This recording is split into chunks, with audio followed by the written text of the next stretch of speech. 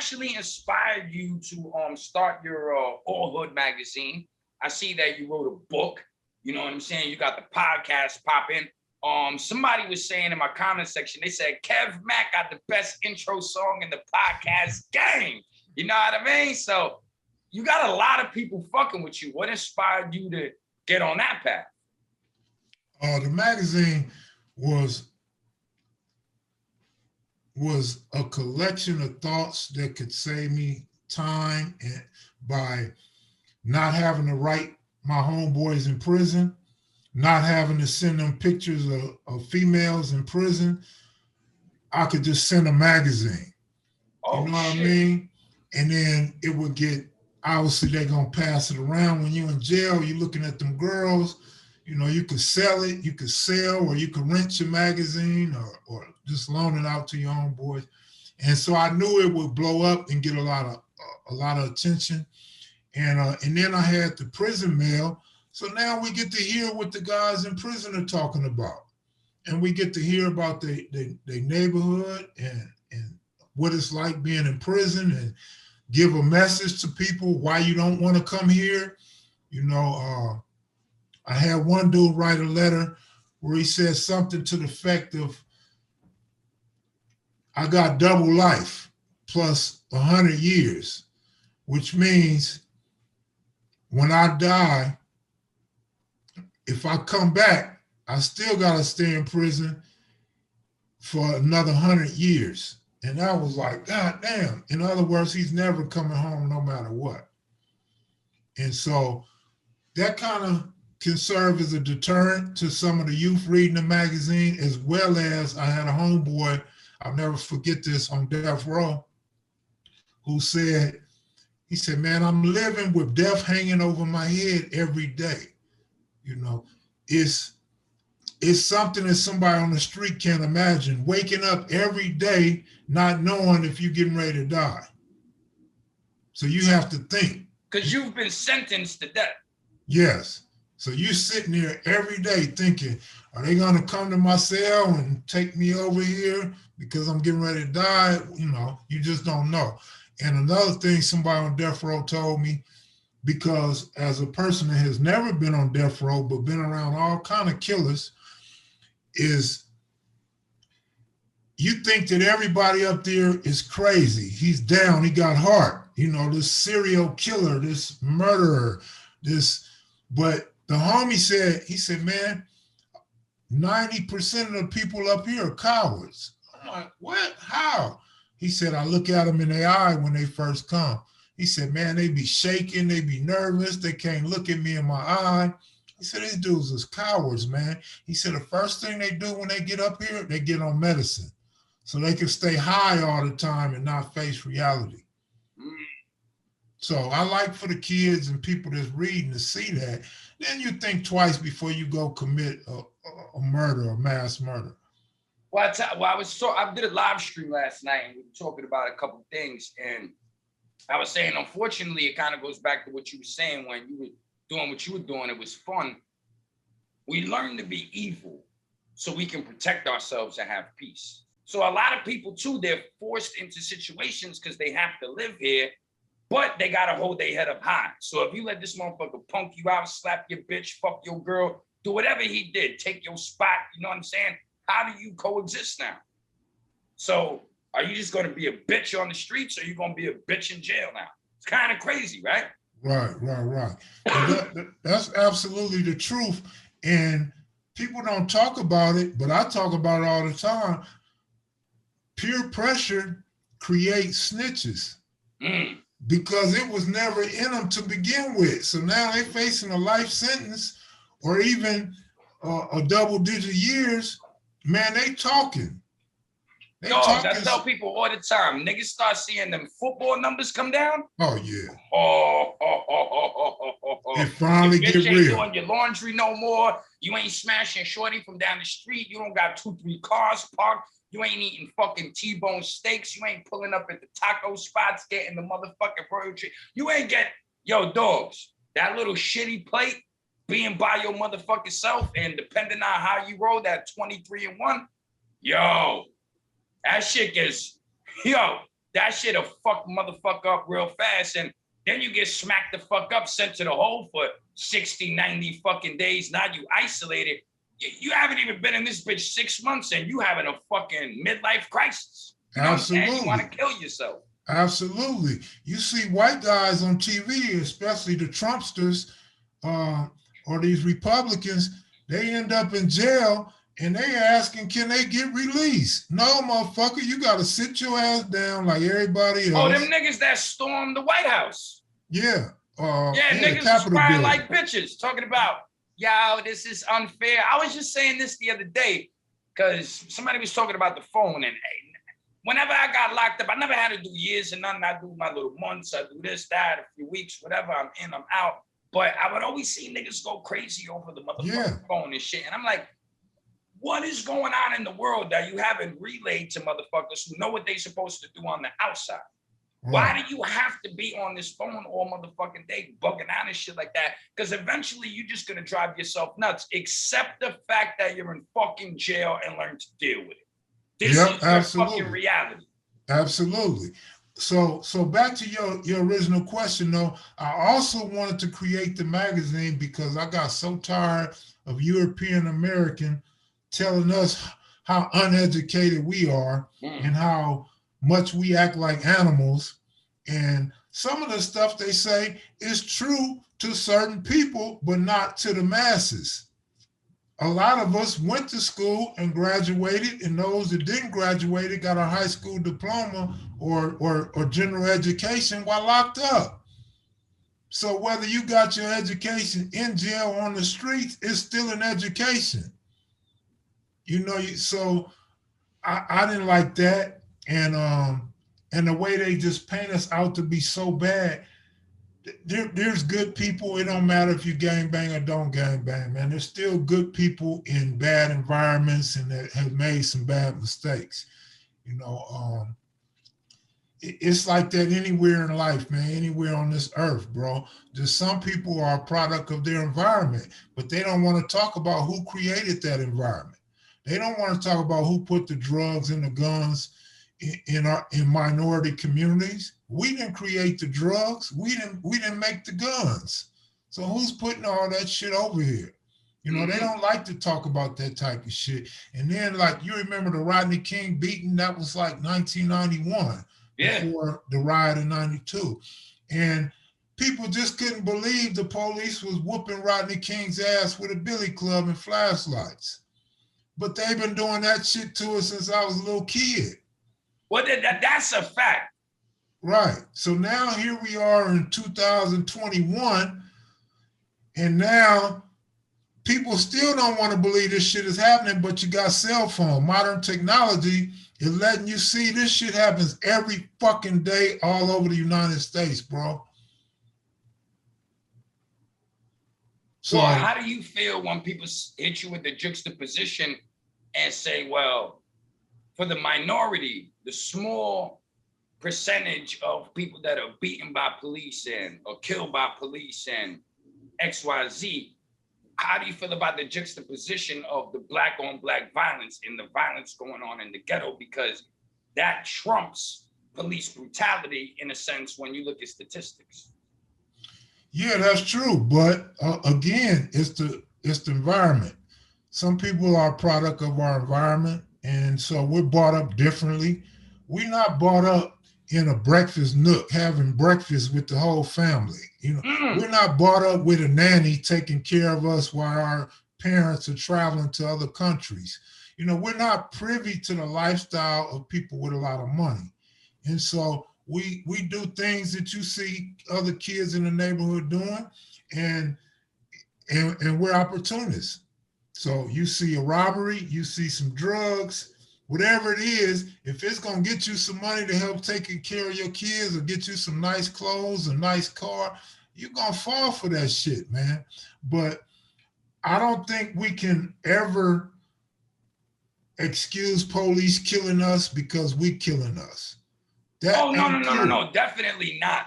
Yeah, because... But I've talked with people that said because of the sheer amount of violence in comparison to maybe a suburb or this or that, do you feel that the police are a little extra because they're encountering motherfuckers that will blow a nigga's head off? Got you. Absolutely. However, no, that's a great point. And I'm in absolute agreement that they should be a little leery and be ready to blow somebody's head off. However, if you fucking run my license plates and you pull me over because you just want to see who I am, or you want to tell me I don't have a seatbelt on, or my light doesn't work in the back, or how about this? They make a mistake. There was a car like this described in a robbery, or you fit the description of somebody that just committed a robbery. Well, motherfucker, you should be paranoid because you invade my privacy and you interrupting. I might be going home to take care of my mother. She may be sick. I may be going to get some pussy. I may be going to work. You pulling me over, fucking up what I'm trying to do, and I'm not breaking the fucking law. So, yeah, they should be worried because you guys are harassing us daily, nightly, for years, for decades. So hell yeah, they should be paranoid because they know how evil they are and how disrespectful they are. And unfortunately, bro, some police officers that may not be bad end up becoming casualties or no, you're right. Well, of somebody I have aggressive. an interesting perspective on all this because, you know, and when I came to age, maturing in my mind, I remember one of the last times I got remanded, you know what I mean? And the nigga came around, he was doing suicide watch. And, you know, he woke me up. I come out my cell. You looking through that little bullshit. He got the TV on. I'm trying to hear what they live, whatever. And they were painting this shit all week, a big sign, because I was in 4 upper, so my cell kind of faced this wall a little, whatever. The shit said Department of Corrections. They had finished it. And I said, son, there's Department of Finance, Department of Education, Department of Transit. You got mad departments in every city. How the fuck do I keep ending up in Department of motherfucking Corrections? Evidently, a light bell went off. I got to correct my motherfucking life. And then I started thinking about, well, how did I get here? The cops brought me here. And it's these same motherfuckers that I grew to dislike were actually like my surrogate parents. And my parents weren't guiding me the way they were supposed to, or staying on top of my ass, or didn't have enough power over me to make me respect the rules of society and be a productive citizen. So these motherfucking cops, dogs, they used to chase my ass. We used to get in fights. We used to get into all type of shit. But then at the end of the day, after like the 25th, 30th time, whatever it was, I eventually got it. So it's kind of crazy because the system is broken. The system is fucked up. But then somehow the system does work for some people where you wake up and you say, what the fuck am I doing with my life? You know what I'm saying? When I could just go over here and live, you know, a moderate life and not break the law. But how do you stop breaking the law? That's the fucking problem. Well, but am I just gonna go work on fucking Wall Street now? Right. So I went back to college, got an associate's, got some credentials, started learning how to do videos, wound up doing YouTube, and I got a whole bunch of other shit going on, but it took me about 10 years to get where I'm at, to get out of the mind state and everything I was going through. And it's crazy when you see a nigga make $10,000 real quick working a shift, busting dope, rocks, whatever the fuck it is, and your punk ass about to go get on the train with mad loud motherfuckers, bums and all types of shit to go make $120 or something. Instant gratification is a motherfucker, Kev. Yeah, that's our story. It's called sacrifice, though, man. All that money in the streets, it ain't really worth it if you're not doing nothing with it. So, no, I feel your pain and your struggle and your path. I feel like police should be just like Uncle Nick. If you arresting minority after minority after minority, or even some white trash, and you kicking them, you beating them, you stomping them, you choking them, When the fuck do you wake up and say, I'm treating human beings like animals? This is a fact. In fact, they don't even treat animals as bad as they treat us, because if you put your dog in the car and don't roll the windows up, or if you beat your dog for tearing up your paycheck, you in trouble. Oh yeah, most definitely. So they dog us, man, and they need to wake up too. Yo, that's a very valid point for the ones out there. Well, you know what's one thing that I realized about cops, because I've been getting harassed by these motherfuckers a lot. I don't know if you can admit to this. A lot of the times it's the motherfuckers that look like us that treat us the worst sometimes in front of the white cop. That's true. And get hyped because they want to prove themselves. So it's like motherfuckers got to retrain their brain. You're here to protect and serve and help the community. You're not here to run rapid and abuse motherfuckers and abuse your power. You know what I'm saying? But do you feel that the police officers, the same way motherfuckers be in the street, they start getting that street rep and they start feeling a little cold with certain shit, right? Absolutely. What's the difference between a criminal and a cop at times? One got a badge, one don't. Right. You know, like Ice Cube said, black cop showing out for the white cop. But what nobody talks about, the black cop knows his boundaries though. He's gonna show out for the white cop. He's gonna show out for his peers, you know, his sergeant, his watch commander and all that shit. He's not finna kill another brother like that though for nothing. You know what I mean? But they'll stand by and watch the white man do it though. He gonna do that for sure, absolutely. But even like when George Floyd got killed, the one white cop with his knee on his neck that kills George Floyd, look at what the other cops are doing. They basically on his team. Well, that nigga was the alpha male of their little crew. Yeah, absolutely. And they knew their position, like Training Day, how Denzel Washington was kind of like the alpha with the white boy. Right. The white boy was conflicted and was like, this ain't right, but how the fuck do I do something? Because this nigga's got all the, you know what I mean? He's connected with it. Like he's the man in this shit. So it's that type of thing where you got punk ass coward cops that don't want to step up and tell the motherfucker, nah, son, that ain't right. Right. Our families, a lot of us come from broken homes, but the system is also broken. So, exactly. That makes it tough on us sometimes. So that's what I was talking about with Black Lives Matter. I seen that Black Lives Matter made $90 million. And I said, well, you know, I see all these women buying motherfucking mansions and shit.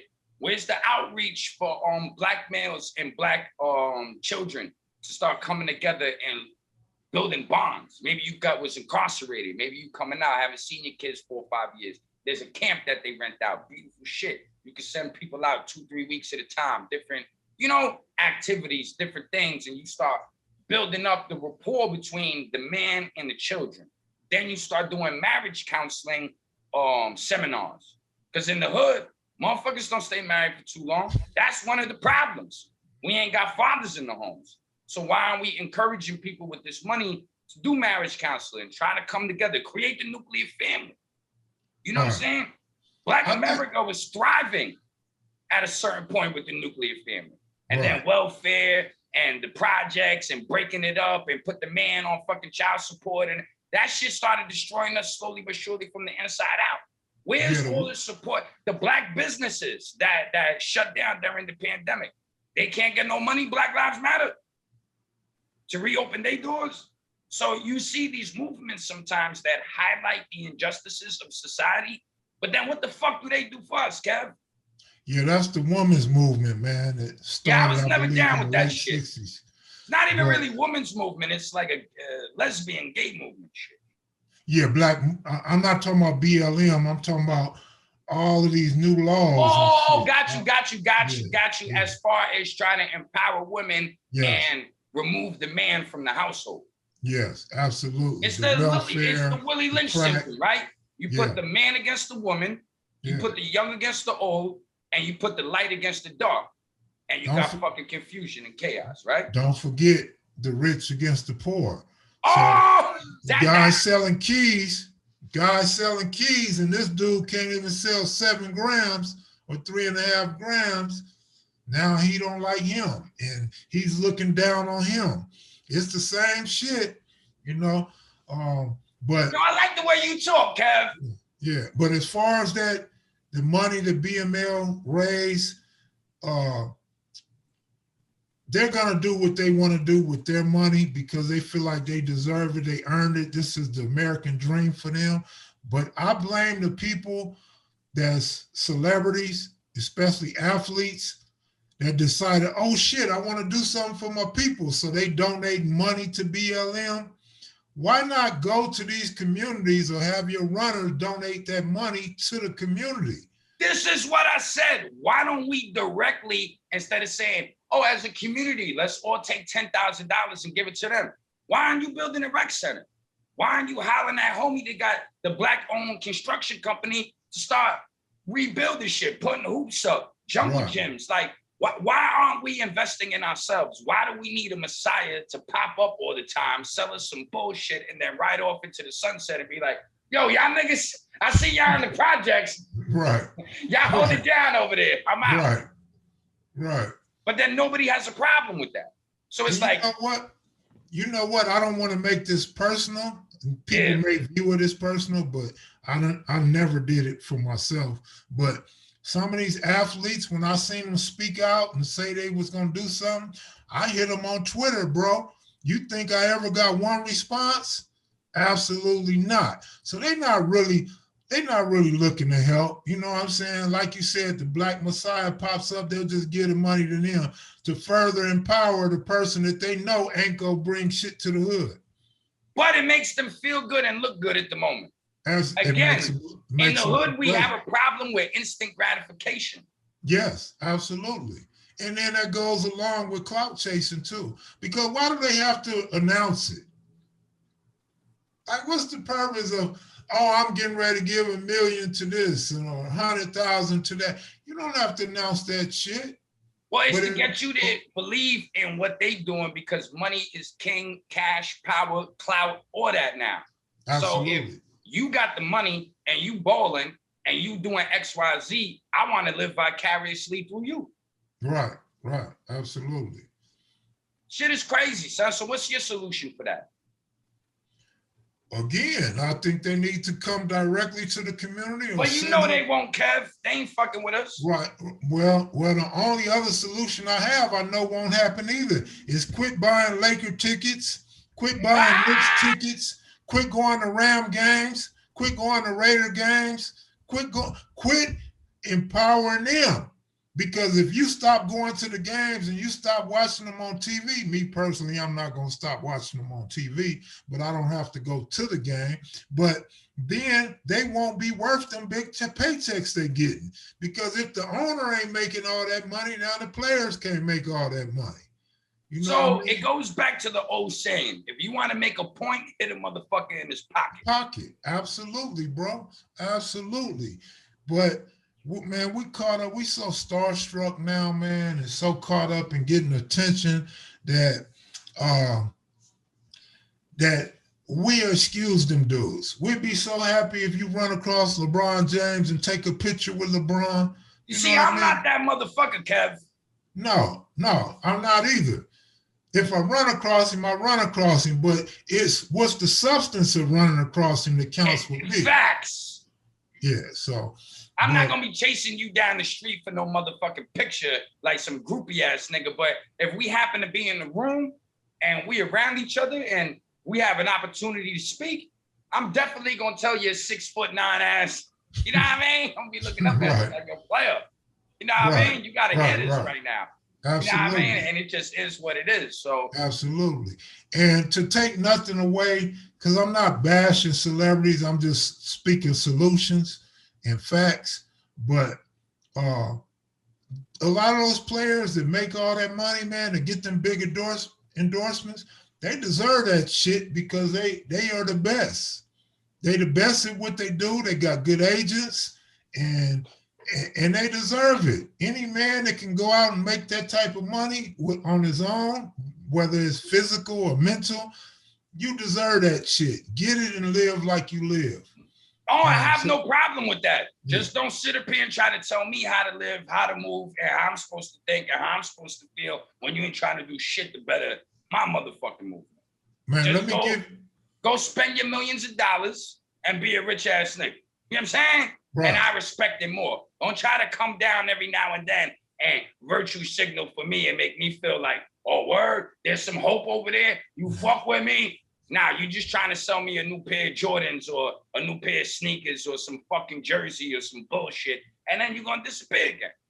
Man, let me say 2 words. Bill Cosby.